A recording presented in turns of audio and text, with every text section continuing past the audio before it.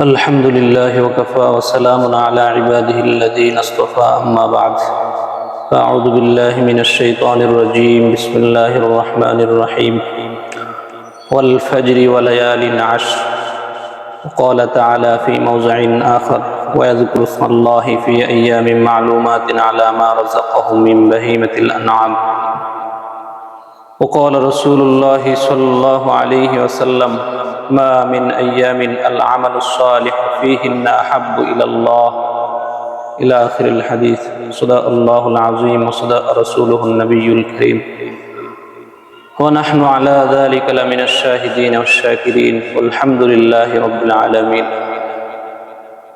সম্মানিত উপস্থিতি, রমজানের পর সবচেয়ে গুরুত্বপূর্ণ আমলের মৌসুম হইল জিলহজ মাসের প্রথম দশক। হাদিসের মধ্যে এবং কোরআনের মধ্যে এর গুরুত্ব অনেক বেশি। যেরকম আল্লাহ তাআলা কোরআনে কারীমের সূরা ফজরের মধ্যে জিলহজ মাসের প্রথম দশকের কসমকে বলেছেন ওয়াল ফজরি ওয়া লায়ালিন আশর। তো আমরা জানি কোরআনে কারীমের মধ্যে আল্লাহ তাআলা কোনো কিছুর কসম খান এই জন্য, এটার গুরুত্ব বোঝানোর জন্য। তো আল্লাহ তাআলা এই 10 দিনের এবং 10 রাত্রের কসম খেয়েছেন গুরুত্ব বোঝানোর জন্য। এর দ্বারাই বোঝা যায় যে এই প্রথম 10 রজনী খুবই গুরুত্বপূর্ণ। এবং কোরআনে কারীমের আরেক আয়াতের মধ্যে আল্লাহ তাআলা বলেন ওয়াযকুরু ইসমাল্লাহি ফি আইয়ামিন মা'লুমাতিন, যে তোমরা এই দিনগুলোতে আল্লাহর জিকির করো। তো মা'লুমাতিনের ব্যাখ্যায় জিলহজ মাসের এই প্রথম দশকের কথা আসছে। আরেক হাদিসের মধ্যে তিরমিজি শরীফের হাদিস, আল্লাহ রাসূল সাল্লাল্লাহু আলাইহি ওয়াসাল্লাম বলেন মা মিন আইয়ামিন আল আমালুস সালিহু ফীহিন্না আহাব্বু ইলাল্লাহ, যে এই 10 দিনের মধ্যে সবচেয়ে গুরুত্বপূর্ণ হলো আমল করা। এক সাহাবী আল্লাহ রাসূলকে জিজ্ঞাসা করছেন যে আল্লাহর রাসূল, এই 10 দিন জিহাদের চাইতেও কি গুরুত্বপূর্ণ আমল করা? আল্লাহর রাসূল বললেন হ্যাঁ, যে জিহাদের চাইতে আরো গুরুত্বপূর্ণ হলো এই 10 দিন আমল করা। তবে ওই মুজাহিদ ব্যতীত, যে মুজাহিদ নিজের জান মাল নিয়ে যুদ্ধের ময়দানে গিয়েছে আর ফিরে আসে, ওই ব্যক্তি ব্যতীত জিহাদের চাইতে আরো গুরুত্বপূর্ণ হলো এই 10 দিন আমল করা। কিন্তু দুঃখ এবং পরিতাপের বিষয় হলো যে আমরা এই 10 দিনকে গুরুত্ব দেই না। কুরবানির পশু কিনা, হাট বাজারে ঘোরা, এর পিছনে আমরা সময় নষ্ট করি। অনেক সময় দেখা যায় যে কুরবানির পশু কিনতে গিয়ে নামাজও নষ্ট হয়ে যায়। এই জন্য এই কথাগুলো এই জন্য বলা, যাতে করে এই জিলহজ মাসের প্রথম দশক এর গুরুত্ব দেই এবং আমল করি। এই জন্য হাদিসের মধ্যে অনেক আমলের কথা আসছে। এর মধ্যে একটা আমল হলো যে এই 10 দিন সমস্ত আমলগুলা, যেমন নামাজ এবং অন্যান্য আমল, খুব গুরুত্ব সহকারে আমল করা। এটা হলো 1 নম্বর করণীয়। 2 নম্বর করণীয় হলো যে এই 9 দিন রোজা রাখা।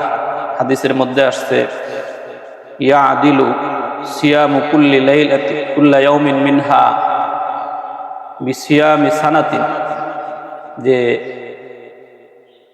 যদি জিলহজ মাসের এই 9 দিনের একদিন রোজা রাখে, আল্লাহ তাআলা 1 বছর রোজা রাখার সওয়াব দান করবেন। জন্য 2 নম্বর আমল হলো যে আমরা রোজা রাখবো। 3 নম্বর আমল হলো যে রাত জেগে ইবাদত করা। হাদিসের মধ্যে আসছে যে এই 9 রাত 10 রাত, প্রত্যেকটা রাত লাইলাতুল কদরে ইবাদত করলে যে সওয়াব পাওয়া যায়, সেই সওয়াব আল্লাহ তাআলা তার আমলনামার মধ্যে দান করবেন। তো লাইলাতুল কদরে আমল করলে কি সওয়াব পাওয়া যায়? যে 83 বছর ইবাদত করলে যে সওয়াব পাওয়া যায়, সেই সওয়াব আল্লাহ তাআলা দান করবেন। তো এই রাতগুলাতে আমরা ইবাদতের মধ্যে কাটাবো। এটা হলো 3 নম্বর আমল। এমনিভাবে 4 নম্বর আমল হলো যে আরাফার রোজা রাখা। আরাফার দিন রোজা রাখা। হাদিসের মধ্যে আসছে, আবু দাউদ শরীফের হাদিস, সিয়ামু ইয়াউমি আরাফা তাহতাসিবু আলাল্লাহ আইয়ুকাফিরাস সানাতাল্লাতী ক্বাবলাহু ওয়াস সানাতাল্লাতী বা'দাহু। আল্লাহ রাসূল বলেন, কেউ যদি আরাফার দিন রোজা রাখে, আল্লাহ তাআলা পিছনের 1 বছর এবং সামনের 1 বছরের গুনাহ মাফ করে দেন। এই জন্য আমরা 4 নম্বর আমল করব, আরাফার দিন রোজা রাখবো। 5 নম্বর আমল হলো যাদের উপর হজ ফরজ হয়েছে হজ করা।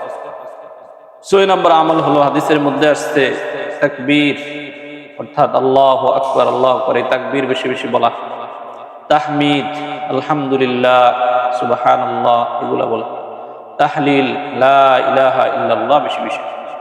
এটা হলো 6 নম্বর আমল। 7 নম্বর আমল হলো বিশেষ করে 9 জিলহজ ফজর থেকে নিয়ে 13 জিলহজ আসর পর্যন্ত এই তাকবীরটা প্রত্যেক নারী পুরুষ সবার জন্যই প্রত্যেক নামাজের পরে পড়া ওয়াজিব। আল্লাহু আকবার, আল্লাহু আকবার, লা ইলাহা ইল্লাল্লাহ, আল্লাহু আকবার, আল্লাহু আকবার, ওয়ালিল্লাহিল হামদ।